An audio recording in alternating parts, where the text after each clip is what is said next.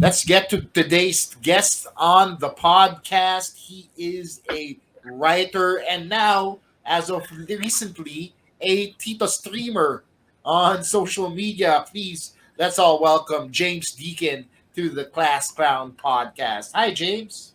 What's up, guys? Hey, hey, hey. Thanks for having me on. Awesome to be here. I know you have a busy schedule. You're just coming off a trip, so thank you for doing this on my little show here. Oh, it's all good. I'm happy to be here, man. Happy to be here.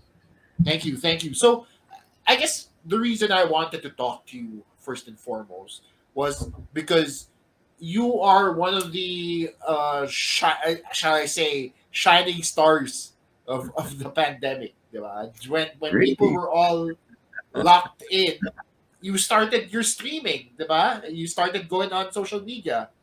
Can you tell us here how that actually started? Where did you come up with the idea? Oh, well, thank you for that. I didn't realize I was doing anything extraordinary, but I what happened there was as soon as the lockdown hit, it kind of accelerated plans for a podcast anyway. This is something that I had in the back burner for a number of years and just procrastinated with, being one of those I guess one of those Joe Rogan fans that wanted to put something together over here locally, but the timing was never good. So when I say the timing was never good, the idea of the podcast was great, but people were just too busy with their lives to sit down and commit to an hour or more of their time to listen to something that was long form. Um, and even if they did, there was just not enough of them to get started, to get an advertising base behind me and all that. So it was a traditional, very difficult situation because you get these engagements which are kind of super easy to do. They're very fast, and that's where the money is, and that's where all the attention is. So it's just so easy to stay there. But it's kind of like junk food, fast food versus Right, nutritionally balanced right. content. And so when the pandemic came, it was just like, look, this is what we've been waiting for. This is kind of like accelerated these plans and forced it. So I went on, but now the key was to find the format that actually fit, because um, I didn't want to be just somebody that jumped on the bandwagon. Because if you notice, a lot of people discovered StreamYard and Zoom and the other types of new ways to broadcast a podcast. So almost a lot of people I knew were coming out with content too. You just didn't want to get drowned out with the noise. You just didn't want to be part of that noise. So I had to find something that nobody else was really doing. And that was becoming a calming, soothing, very consistent voice for people going through a similar shared struggle. That was where I found the audience, is because everyone was dishing out information left, right, and center, and especially in the beginning of the pandemic. Anything you got, you were interviewing doctors and anyone, and then everyone had, oh, did you know about this? This is how you wear a mask. Right. It was just too much information, and people were already suffering from anxiety. So I thought, look, bring them down a peg, just be there for them, be a consistent voice for them, because people don't generally remember what you say, but they remember how you make them feel. So if you could be that guiding, calming voice that they could tune in every 5 o'clock, and things were going to be okay. You were going to get good news. And when I say good news, I'm not trying to create an unrealistic picture. There was enough news out there. I think what there was lacking was somebody to just bring it all back down and just ask people how people were, do some human interest stories. And in fact, it was using it to slow down because everybody was going at this hyper pace. And so I found something in the opposite. So that's pretty much how it got started. And then it built up a community. Right. So it sounds like your idea sort of changed, diba? From Yeah. its original podcast inception. Now it's just become this online streaming community. So how do you feel when that happened? Was you okay with that change? Do you still want to do your podcast? Yeah. Well, change is inevitable, right? And it's how we adapt to change that's going to make the difference between now who's going to be successful and who isn't. It's not anymore about qualifications and all the traditional legacy awards and qualifications that they used to pin on you. Now it's how quickly you can adapt, how quickly you can pivot into something.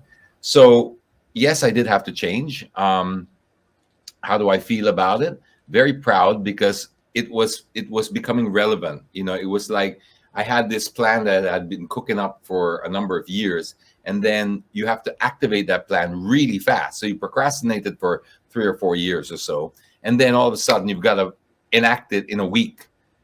And guess what? You got to change everything that you kind of thought was going to be your format. So, but this is sometimes how you get the best out of people. I know I'm that type of person that when you push me to the edge and it's a sink or swim, fight or flight type of feeling, I'll dig and get the best out of myself. I'm not trying to say that to brag or to anything, because I hate the feeling. I mean, I would give anything to be able to plan my life and have it all go according to my plan, but that's Right. just not how I'm wired.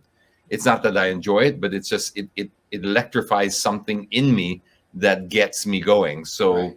boom, I was put in that situation, or I put myself in that situation. I felt really great because towards the end of 2020, the show was given an award for Right. community-based initiatives that had been done in the pandemic, and that was, I mean, that was the proudest award I have, because it was a community base. It was something we did together as a group. It wasn't just one person or my team. It was everybody, because we did things like every week, I would raffle off. I was known for raffles anyway, but what I'd Okay. do is raffle off more relevant things like Gcash, um, and people were donating to that. So Wow. the our raffle was community based and community funded, and it lasted about a year before we ran out. Right. That's how, every week somebody would just say, here's another 1,000, 1,000, 1,000. And every week would give away something like between anywhere from 5 to 10,000. Um, and it was just spreading money around, but more than money, it was spreading good vibes. It was spreading this feeling that people care about, what's going on. Like-minded people. You can't underestimate the power of a community of like-minded people. We found that, and we pivoted as well into what we called Free Plug Friday, which was another community-based initiative, which was to give these little businesses that had pivoted from wherever they were before. They might have been hairdressers, or who knows, right? Right. Hospitality Yeah. workers, travel, and now they had to bake pandesal, and they Right. had to make leather goods and whatever. Right. This was the common story of the pandemic, right? Everyone became a gardener, a baker, and a candlestick maker. And we gave a platform for those people to be able to advertise their stuff for free. And we still keep that going now. It's one of our most popular segments. And so, yeah, very fulfilling, because it wasn't just something I wanted to do. It had found its purpose almost by accident. Right. So it's beautiful how you say you have this community behind you now, because I don't know about you, but I'm pretty sure, like with anything that you do nowadays, sooner or later a community will come to you to listen and to pay attention to what you do online. So how does that feel when you all of a sudden have this massive following of people who are just at your beck and call? Na parang whatever you say, they will do. Well, wag naman back and call, but yeah, Oh, you know I what I know mean, diba? May I know what you're following ka na driving eh, at. diba? Yeah.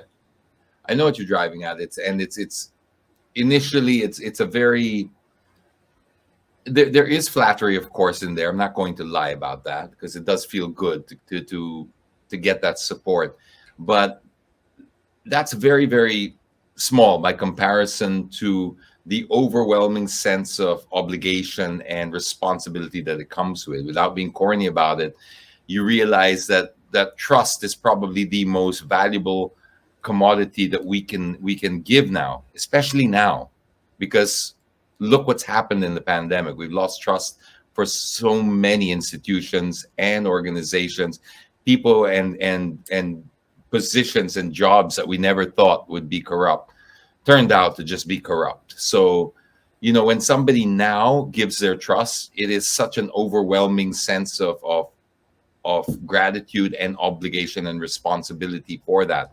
So, it's great, but I use it very, very carefully, because one, you don't want to wear out that magic dust, so to speak. because when you do call on the community, you want them to be able to respond like they always do. So you always have to make sure every program that you rally them behind is something good. It's something that's really beneficial, and that becomes tricky, but it's part of what makes it fulfilling.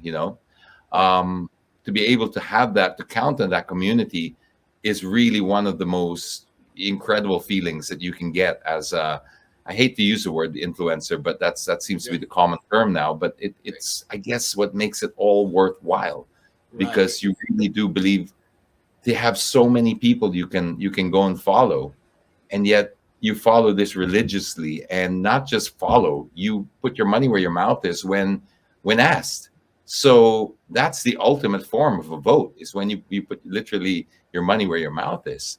So there, overwhelming is probably the greatest single word I could use.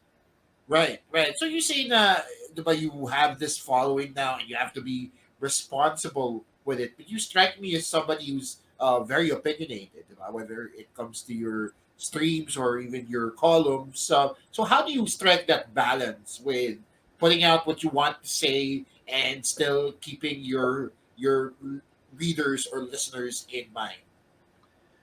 Okay, that's a very layered question, and honestly, it's getting harder and harder to do it, Right, because people are getting more and more, I guess. Social media has created this dynamic where a fact is worth less than a feeling now, so that becomes very difficult when you're trying to be pragmatic about things. And that was my brand. I always felt that that's where people got a lot of I got a lot of following from, was people liked the way that I would break things down or think about things logically. Now it's really predominantly how people feel about it, and because you can get an echo chamber that can support that and give you confirmation bias for everything that you feel. If you feel the earth is flat, you're going to find a pretty right, big community, a like-minded community that's going to validate that for you. So in that regard, it gets very difficult. But the key there, and the reason I said it's layered, your question, is because you need to, one, be authentic. There's no shortcut to that. There's no cheating that, and I can't teach you that, because if I teach you that, it's no longer authentic. You just got to listen to that inner voice, and you got to trust it. You're going to get some things wrong, but sometimes you will gain more loyalty with how you deal with how you were wrong than when you're always right. Okay, nobody likes a smarty pants that's always right. In fact, I think this is where Joe Rogan gets such a tremendous following, because he's not always right, but he's in pursuit of the truth.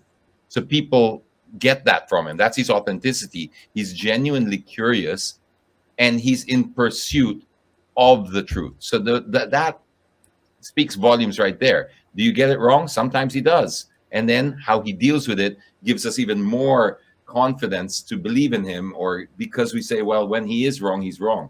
So he's been one of my influences way back before he became controversial and very ultra, household name now. So I dealt with, first, you got to be authentic. That's not overnight. That takes time. You've got to also have a track record, right, of what you have basically, achieved in time. So that's another thing. Another thing, you have to also think, you have to be sure of what you're talking about. You have to be really sure. If you're not sure, don't tackle it. Don't just say I don't know. It's a very powerful phrase. I don't know. I don't understand that. Don't pretend, because when you do talk with confidence, people know it.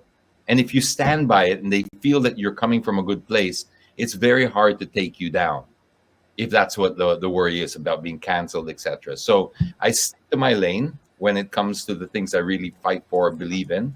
I also try to, I never, ever, ever color it with politics. Other people try to, like they'll always say, because of a view I took, they'll say, Dilawan ka, or DDS ka, or whatever. I mean, they can't even decide, because obviously I'm not, I don't pledge allegiance to one. Sometimes I favor something, or I will support a policy that's from another camp. I don't care. I'm colorblind to that. I like to be colorblind to these things. So that will also get you the loyalty that you need later on, is if people genuinely believe that you don't have an agenda and you don't have a color. If you do, I think none of what I said will matter, because they'll just smell it and they'll just tackle it. So then It doesn't grant you immunity, but what it does do is it basically disempowers, disables most of the trolls, if not all of them, because they're really there for low hanging fruit, and they're there for people who react and who are not confident in what they say. So when they stab you like that, the ones that fight back are the ones that are really not sure about what they say. But once I say something that I'm really, really, really, I firmly believe in, I don't necessarily need to engage in the comment section. I'm so at ease already with the research and my position that I'm not there to convince you anymore. If you haven't been convinced with what I said in the post, I'm not going to continue it in the comments box. So I'm not going to fight with people like that. I said what I had to say. If you have a genuine question, I notice that most people who have genuine questions, like they really want to learn, they DM you. The ones that are putting it on the thread, I wouldn't say this exclusively because there's always exceptions to every rule, but I think in my experience, most, if not all, once they challenge you there in the comment section, they're not looking to learn, they're looking to win. So it's a different dynamic. You're just never going to win in that because they've already got that's their desired outcome. They're close-minded to learning what you have to say. They want to find out something you did wrong, come in at it and basically discredit you so that they can eventually say, see, don't listen to him. I don't have time for people like that. Right. And the people, I always have to remind myself, and I think this is good advice for anyone that wants to do similar type of thing, is it's easy to get caught up with the comments and the backlash, etc. But I never picture, every time I do engage in the comment section, every time I write something, it's not for that person that called me out or whatever. It's for every one person that calls you out, whatever. There are 100 or 200 people waiting for your reply that are open-minded. These are the people that you can convert, or these are the people that you can have an influence on. This silent majority, and I don't say that politically, I'm saying that for whatever, they're the silent majority of social media. Just look at your analytics and you'll see for every 1,000 views you get, you might get 5 or 10 likes. What does that tell you? More people are watching than are engaging. These people, I get it all the time, come up to me in the street. Oh, I follow your page. I see everything you do, whatever. I said, what's your name? I must have seen you at some point. No, sir, I've never, ever commented. But you know everything about me. Yes, I follow your page religiously, but I never comment. There's so many like that. Most of them are like that. Right. I would say just by the figures, 90% of people are like that. Right. They have more to their life than to just engage with every comment. They just read what you have to say. They like it or they don't like it, but they generally, they're not grandstanding is the key there. When you're in the Right. comment section grandstanding to a greater audience, you got to question the agenda and the motives of people. Right. Okay. Now, yes, tama ka when you said this was a very layered question kasi ang dami natin i-unpack dito sa sinabi Hmm. mo. Just a lot of things were said, but mainly what I feel like I gravitated towards was how you were able to handle answering trolls, shall we say, for lack of a better term, in the comment section. Now, regardless of where you were at in social media, we are gonna get that data, right? Regardless of what you put out there. So, how do you keep yourself from engaging with somebody who's just out there to detract you, diba? Is that something that you try and pull? Somebody's trying to pull focus from you, kumbaga. That's something that you really try to avoid. Are you out there to step on feelings? Are you there to provoke? How does that work in the whole social media sphere? Okay, that's great. That's another great one. Semi-layered too, because I had to evolve doing this. So Right, what got me here doesn't hasn't necessarily will get me there, so to right, speak. I started in the beginning of social media, 2014, 2015, 16, like that, 17. um yeah, I was a little provocative. I was a little more I would kind of engage and get that, get people off their chairs and think, oh yeah. So they would react and they would engage, and then I could get a conversation started. But as social media went hyperdrive and very toxic, the last thing now you want is to bait, because everything's bait now. Everything's just emotional bait, rage bait, cancel bait. Everything's just out there to get a reaction, because that's what they're monetizing, is the engagement. So now I had to evolve into somebody that I do me na lang. That's my new motto. I'll just do me. I'm not going to pander. I'm not going to try to strategize on how to get my message out there anymore, because you could just as easily fail doing it the right way than your own way, because there is no right way anymore. It's the rules have changed. It's a bit of a jungle out there. So if you're trying to keep up with, okay, well, if I do it like this with this tone, then I will appeal to this. No, no, no. You'll never catch up. Do you follow what I'm trying to say? No, no, Versus, yes, yes, yes. I'll just do me. This is Right. how I feel. I think I have a general understanding of what's reasonable and what's not. Um, Put it out there. I don't need to acid test this. I don't need to, do a how would you call it? Like these, yeah, just do a little bit of a Yeah, test you on don't. a Yeah, you, smaller, you don't need to poke the bear, kumbaga. yeah, or Yeah, sample, yeah, good yeah, sample audience just to see how yeah. they're supposed to do. No, because Right, I'm not trying to do I'm trying to get my point across. Okay. There's too many people, if you wanted to pander to, that you'll never please anyone. right, So it's now looking in, being confident. Are you sure about what you're saying? Does this push forward? Because that's another thing. right, Is what you're doing pushing forward? I don't mind cracking a few eggs if you're making an omelet, but if you're just cracking for the sake of making a mess, well, what not? So sometimes you do have to step on a few toes, or as the saying goes, crack a few eggs. right, But you're doing it for a greater good, and you communicate that to people. It's not my goal to fight with people. I don't enjoy it on a personal or professional level. It's really not my scene. But I will do it if I have to, if it's something I believe in. Um, and so there were some things in the COVID time that I really was willing to hills I was willing to die on. One of them was the face shields. One of them was the motorcycle barriers, because and the QR code at the doors, that you have to fill out, contact tracing, because these are three things that, yeah, I was willing to go down on with that ship, or die on that hill, so to speak, because it's stupid. It was stupid, and it was doing more damage than good. So no, right, I'm going to. I know this is a very sensitive topic, right, but I'm willing to go down with the ship. And I got shadow banned twice on Facebook, and those are pretty bad when that happens to you, and you do have clients, or you monetize your page. right, That can be devastating, because now there's real money involved.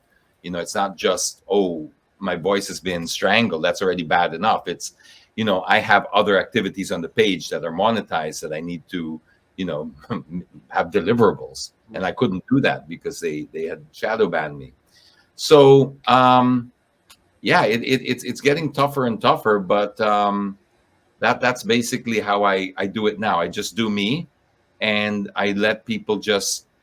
I think I have a track record long enough that you can just say, well, I think he's sincere, or I don't think he's sincere, and I'm not here to convince you otherwise anymore, because that's the state of affairs we're in now. If you don't feel it now, well, you're not going to get convinced by the person who you dislike. If you happen to be a hater, you're not going to be convinced to not be a hater by the person you are hating on. It's just not how it works. So I'll do me. Maybe one day you'll come around when your situation changes, and you see that I've been consistent in the way I do things. And maybe if you don't, then that's fine. I'm not here to please everyone, but Right. I know that I have to remind myself that there is an audience that actually do look forward to this. So you have an obligation to them. That's what I keep telling myself. So yeah. Right. No, okay. So with that, I just want to go back to something you said previously in this episode about becoming an influencer. Say this doesn't seem like something that you're naturally akin towards, and yet now you have partnered with the car brand, diba? And people are getting you to endorse things. So with that responsibility, how are you able to balance that with your own opinions? Because like you said, diba, sometimes Facebook shadow bans you and then you're not able to put it out there. So how do you weigh those options now? Yeah, it's getting tougher and tougher again, because I have a higher tolerance than I think the brands do. Um, Fair enough. They're very very conservative with the way they want to engage. Um, the line that I have there is I I would be very careful with talking about anything that is like very controversial. Number one, politics is out. Okay, that's definitely I'll never discuss, endorse, praise, or attack anybody in politics because pointless. So that's one. When I come across with points, I stick to the issue and not the people involved. So I'm very, very, very particular about how I frame it as an issue, not directly a personality involved, because this is where it gets really messy. And I just pick my battles now. So I pick my battles where it's I try to keep the transport. I try to keep to the common sense stuff that look, if you really disagree, like the face shields, that was a little out of my lane in terms of transport and stuff like that, and that got me a lot of shit. But I was like, look, the way I see it here is, by shutting up here, we're doing a lot more damage than good because we look like fools. There's no science behind it, and this will lead to worse things. I've lived throughout many different countries. I read a lot of history and how things work with governments and stuff like that. Once you allow any kind of emergency power over you because of an emergency, you allow them to break the law, they will just keep on creating more emergencies to break more laws. Because the power grab has been something that's in the hierarchy of needs. It's number one when you're a government, is the power grab. You need that. And we have gone through our cycle where we're democracy and we can see where that's gotten us. I'm just saying from the government's point of view, they're looking at things like any government, and I'm not pinpointing this or any government, it's in their best interest to control the people, right? They don't gain much from everyone having a say. Well, that's our benefit as citizens, and that's the constant struggle. So when you can see things when they're imposing things that don't make sense but are actually having a psychological effect on people, it's wearing them down, you're making them feel even worse. I just couldn't, and there was zero benefit to it, so I was willing to stick my neck out for that. um but to answer your question, okay, about the brands, I am now branching out in terms of like, okay, Facebook, I know how conservative they are now. So I'm very careful now with the content on Facebook. And if I want to get anything a little bit more not controversial, but with meat and something that's closer to my heart that I feel I really have to say, but I feel that maybe my hands are a little tied or my on Facebook, then I write that either on Twitter, Substack, or Manila Bulletin. These are my three escapes, because Twitter, I basically never really used it, so I don't really have a big following there. I just kept it going, and I've only started using it since towards the later part of the pandemic. So I use that as a little platform to amplify how I feel about certain things that are not really welcome on Facebook. Because if I lose the Twitter, I don't feel as if anything's, it's not a huge following, like I said. Substack is uncensored, and that's supposed to be uncensored anyway. They haven't touched me there. And Bulletin, funnily enough, they're also a venue that hasn't censored me. So ironically, we complain a lot about mainstream media, and yes, the mainstream media have a lot to answer for. They certainly do. But I can tell you, in my experience as a columnist of the Bulletin, they've never once censored me. So, but I don't. The things I write about that are controversial there are probably all around the mandates and just our rights. Basically, just be careful with our rights while you're trying to navigate your way through this COVID response. We understand you have a job to do. We understand that it's not going to one rule not going to fit all, but please let's go easy with these draconian measures where we start vilifying people and we start taking away their rights because we're all scared or we're all whatever the agenda is. So that's where I use that voice and that platform. Right. Okay. So now that we're coming towards the end of this episode, thank you, by the way, for taking time out of your day. I just want to go back to everything you said about with regards to politics. Now, I'm not gonna ask you anything political, but what I'm getting at here is you're very neutral in your stance, right? You're neither There. here nor there, the very middle of the road. So has that affected the way you write out your opinions? Like, is that something that places pressure on you, or it's just because you're so neutral, you don't really care. Um, hmm, Kasi that's an like interesting. nowadays, sorry, Yeah, yeah, just to explore the question a bit more. Nowadays, everything's very politically motivated. Diba? You go online and people are cheering for this candidate or that candidate, but you yourself, you're very middle of the road. So how does that affect your content now, moving forward? Your opinions now, pala, moving forward. yeah. Well, yeah, it's an interesting question because I would I wouldn't say I self censor, but I do have I pick the topics. So you could argue that's a form of self censorship. But so okay, when I'm in a topic, how do I sort of not make it? I try not again to put any connect to the actual, let's say if it's the president or the vice president or whoever, right? I try to remove all of that. Um, and just bring it down to where it resonates with people, which is common sense. I feel that I can usually get my point across with humor and common sense because that's universal. I know they say common sense is not as common anymore, but I get that. But you'd be there's still people that they get it, they read Right, it because I haven't mentioned Lenny or Duterte or Isco or all that. Um, they can sort of take it at face value. Only the really triggered ones will try to relate it, but they're beyond. They're not my market anymore. So I really don't care much for them. I'm sorry to say because they're beyond repair in my mind. I'm only talking to the ones with open minds, and the ones with open minds when they read something and I haven't connected it to a candidate or to political personality, and it makes common sense. You go, what tama naman yan. The reason that I don't feel that I'm neutral, it's not that I don't. I'm human too. Obviously, I have my who I feel is will do better than so and so. But one thing about politics that everyone needs to understand is politics is nothing more than representation, right? That's what I'm choosing who I think represents right, my interests the best. right. James Deacon's interests. But James Deacon has a different life to Joe whatever down the road. It's completely Right, different life. So how can you be mad at him for choosing somebody to represent his interests? right, There's that's where I feel it's so pointless to be arguing about politics because you're literally choosing somebody that represents your interests. Your interests will be different to the farmer's interest, to the different to the housemaid's interest, to the different to the banker's interest. This is why we choose people who will align with our interests. So it doesn't make me more correct than you, but we try to put ideology into it. We try to say, but he's evil. He's evil to you. She's evil to you. But that not necessarily mean to them because this person is championing the cause of that group. right. Whether they're lying or not doesn't matter. That's who people relate to. So please just take that off the table as much as possible with any discussion you have.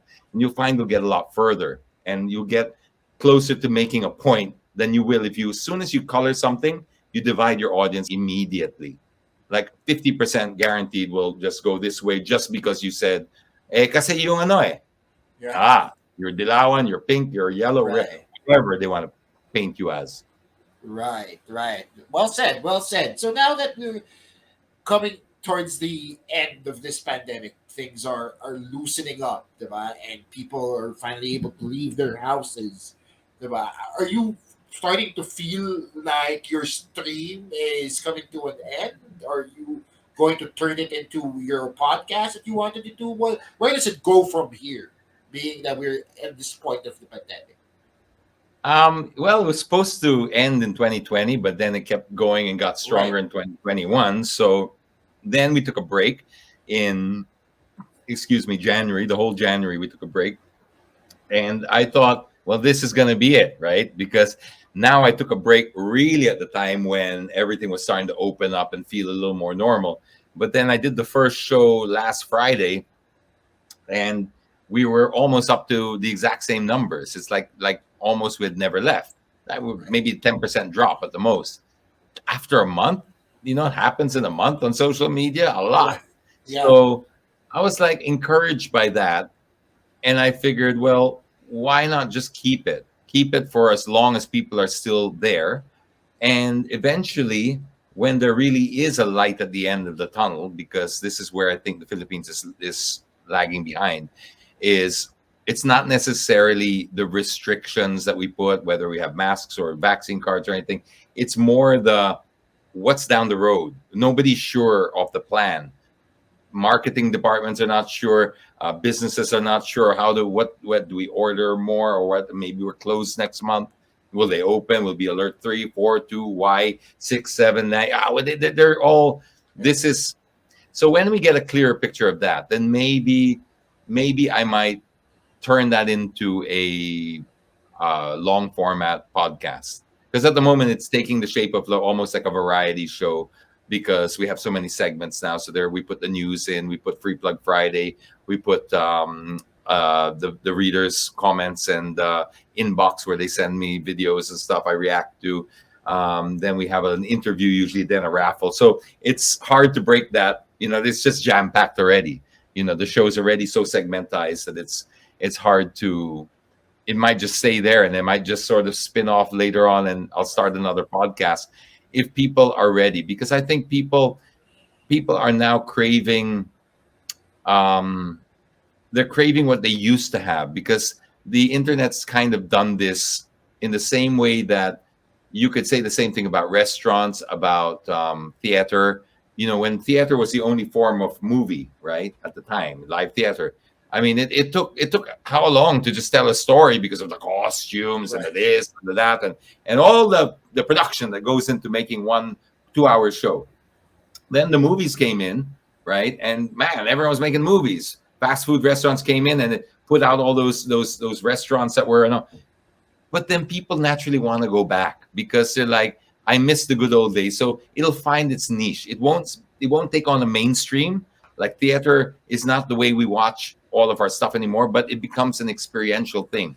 People go and spend. They get dressed up. They go out to the theater once a year, twice a year. It becomes a special occasion. They go to a fine dining restaurant where they'll get 12 courses served over 6 hours or something like that, because it is an experience now. And so I think with the internet, it's done the same thing. It's like this massive, endless buffet of information. Now people are just like, can I just have it kind of delivered to me in the way that magazines used to deliver it to me? Every month I picked up my magazine and I didn't know what was in there. I'm not surfing. I'm being served. I'm the one being spoiled here, with somebody curating the information and then delivering it to me in such a fancy way that I feel like, wow, that was the appeal of magazines before. Now, this is what I feel people will go back to. Not mainstream again, because there has been abuse when you allow people to curate your information for you. People abuse that. But you see where I'm getting at is it does create a vacuum and a void, and creates this exclusivity that people will crave for, because they're sick to death of all these, micro quotes that they try to, tell you everything about the person just on one quote. That person said this, and that makes them awful. This is why we love Joe Rogan and stuff like that. 3 hours. If you want to listen to what the guy's thinking, spend 3 hours with the guy with some decent questions, and you'll realize he's more than one quote. Right. Very well said. Now you keep going back to Joe Rogan, I guess, because you idolize him in a way. You were influenced by what he brings to the table, and he's somebody who's been able to maximize his voice in the podcasting world, about whether it be for good or for bad. With yourself, do you feel you're able to do that as well? Sana no. Sana, like I do admire Joe Rogan. I am a huge fan. He has been an influence, but I wouldn't want to be him in any way, shape, or form. He's got an enormous responsibility, and now I guess he's lost all his privacy and stuff like that. I wouldn't want that. But I wouldn't want a world without a Joe Rogan or people like that, because I really do believe that they give balance. They have been able to single-handedly put the entire mainstream media in check. And like now, it's either these mainstream media completely go under because they've been exposed, or they shape up. But either way, he's been that pivotal point for them. And we do need alternatives. We do need people with who can think like that. So I don't want to be that. But I'm happy to do a little version of it, because I do value my privacy. I do value my time as well. Um, the pandemics taught me a lot about that. There was a lot of money to be made also in the pandemic if you were looking hard enough. Right. But the time to spend it and all that was gone. So I realized how quickly things can change. So if you prioritize money as everything, it's a very it's going to be a pretty miserable life for you, because one, when you chase money as your goal, that is a forever moving target. So you'll never get it, Okay. because trust me, when you get your million, you'll want your 10 million. When you Want get your more. 10 million, you want your 100 million, and then there's always a billionaire out there who's more richer than you. But because you've set that as your actual target, you tend to build your value around that. You'll never be happy. Um, Whereas if you just do what you love, and you love what you do, and deliver a little bit more than you promise, money comes as a result of being. They say you can be, well, rich. They say it's money, but if you're really wealthy, it's time. That's what I aspire to, is to be able to afford my own time. And that's why I don't also aspire to be, as I'm not that ambitious to be like a Joe Rogan or something like that, because I think that that's just, no, I'd Right. rather support him. Right. No, totally understand. Totally understand. So, with that said, I will give you the rest of your night off. Thank you so much, James Deakin, for joining me on the podcast here. Now, I know this is a little awkward kasi sino bang hindi nakakaalam sa'yo, but if you want to let the people know where they can find you, Oh, now is your sure. chance. Well, thanks very much for the opportunity, and it's great to have more and more platforms like this. So I thank you guys too, there, the Class Clown Podcast, for doing this, because we need more voices, independent voices. So, firstly, that if you want, you can always follow. I'm most active usually on Facebook. From there, you'll find me on Instagram and TikTok, and I have also a column in the Bulletin. But if you just follow Facebook, you'll know what I'm up to. All right. Thank you so much, James Deakin.